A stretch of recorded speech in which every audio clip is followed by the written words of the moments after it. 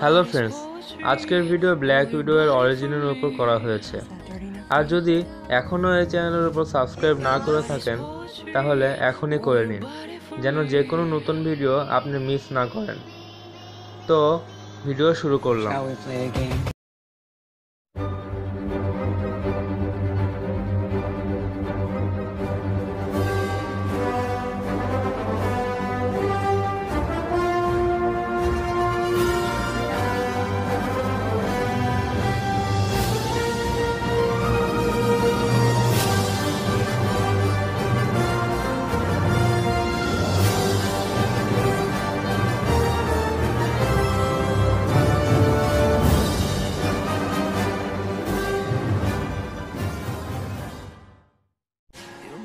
এমনিতেও আবার ব্ল্যাক উইডোর সব কাহিনী এত উলটপালট হয়ে আছে যে সেগুলোকে একসাথে আনা আর অরিজিনের সাথে রিলেট করা খুবই ডিফিকাল্ট ছিল।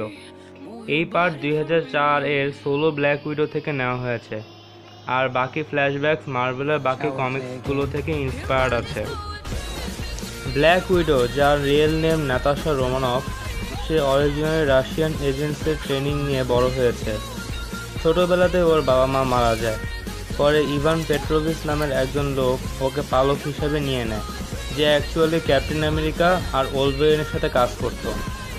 আর ইভান নাতাশাকে সেরোগেট ফাদারের মতো তার কাছে রেখেছিল। ছোটবেলা থেকেই নাতাশা নিজেকে ব্যালেরিনা ডান্সার মনে করত, আর ঘন্টার পর ঘন্টা ওর ফ্রেন্ডস আর ফ্যামিলির কাছ থেকে দূরে সরে ব্যালেরিনা ডান্সই শিখত। কিন্তু এটা সত্যি ছিল না।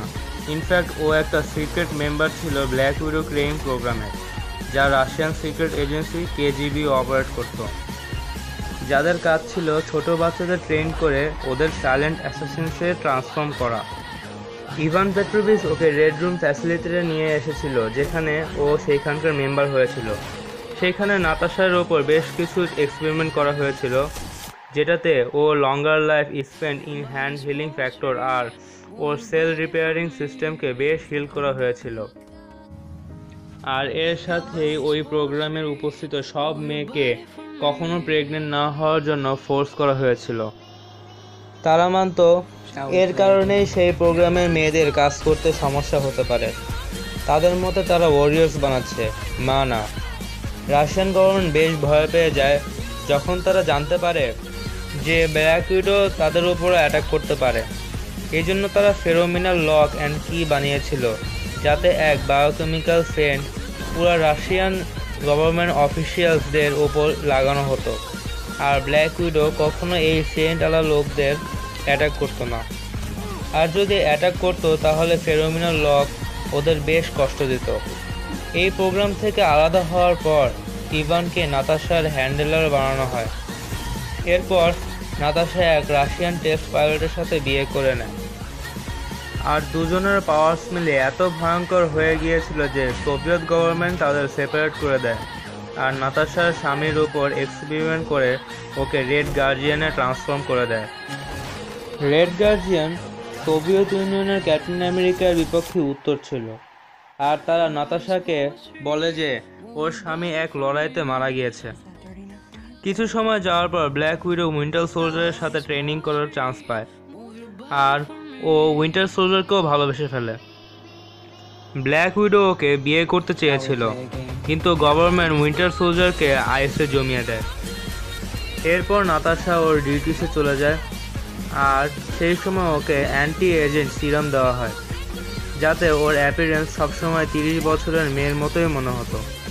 ডিউটিসের সময় ওর লড়াই বেশ কয়েকবার আয়রন ম্যানের সাথে হয়, কিন্তু এই লড়াইগুলোর মধ্যে নাতাশা একজন নতুন পার্টনার পায়, আর ওর নাম ছিল হকাই। আর নাতাশা ওকেও ভালোবেসে ফেলে। এরপর দুজনে কেজিবি ছেড়ে দেওয়ার সিদ্ধান্ত নেয়, কিন্তু কেজিবি তাদের মারার জন্য ওদের বেশ কিছু লোক পাঠায়, কিন্তু তারা সবাই এই দুজনকে কিছুই করতে পারে না, কিছু ছোটোখাটো আঘাত ছাড়া। এ কারণে নাতাশাকে হসপিটালে নিয়ে যাওয়া হয়, আর হকাই অ্যাভেঞ্জার্স টিম জয়েন করে ফেলে। কিন্তু যখন নাতাশা ঠিক হয় তখন ব্ল্যাক উইডো প্রজেক্ট ওকে ব্রেন ওয়াশ করে দেয় আর অ্যাভেঞ্জার্সের দুশ্মন বানিয়ে দেয়। কিন্তু হকাই ওকে ওই ব্রেন ওয়াশ থেকে আবার বের করে আনে এবং অ্যাভেঞ্জার্সে নিয়ে আসে। কিছু সময় পর নিক ফিউরি ওর ফেরোমিনাল লককে ভেঙে দেয়, যাতে করে নাতাশাকে কেজিবি এর এগেইনস্ট ইউজ করতে পারে। আর নিক ফিউরি ওকে শিল্ডের জন্য এক ফ্রিল্যান্স এজেন্ট এর মতো কাজ করার অফার দেয়, আর পরে ওকে কনভিন্সও করে ফেলে। এরপর ও অনেকগুলো ব্ল্যাক অপসের গভর্নমেন্টের সাথী হয় আর শিল্ডের জন্য কাজ করতে থাকে। আর এরপরে সব কাহিনী তো আপনারা জানেনই। আপনারা অ্যাভেঞ্জার্সের সাথে জড়িত সব মুভি তো দেখেছেনই। এই ভিডিওকে দেখার জন্য অনেক থ্যাঙ্কস। আর যদি ভিডিওটি পছন্দ হয়ে থাকে তাহলে লাইক নিশ্চয় করবেন, আর এই চ্যানেলকে সাবস্ক্রাইব নিশ্চয় করবেন। তো ঠিক আছে, পরে দেখা হবে এক নতুন ভিডিওতে।